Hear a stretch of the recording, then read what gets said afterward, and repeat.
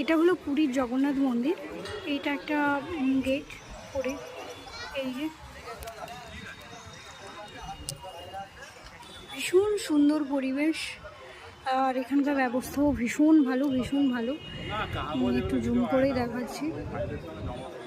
এই যে এটাই হচ্ছে মেইন মন্দির।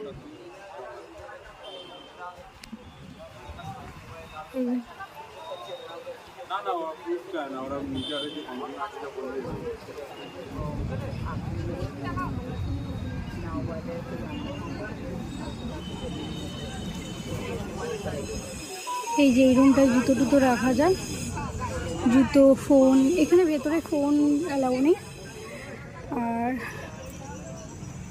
ফোন ব্যাগটা নিয়ে যেতে দেয়, পার্সটা নিয়ে যেতে দেয়, কিন্তু ফোন অ্যালাউ নেই ভেতরে। জুতো তো এখানেই রাখতে হয়।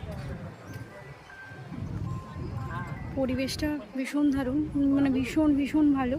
আর ভেতরে আছে জগন্নাথ মন্দির।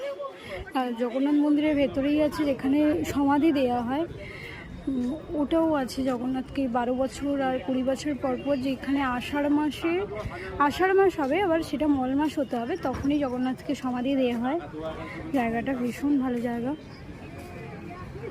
ঠিক আছে, ঠিক আছে। পুরীর জগন্নাথ মন্দির।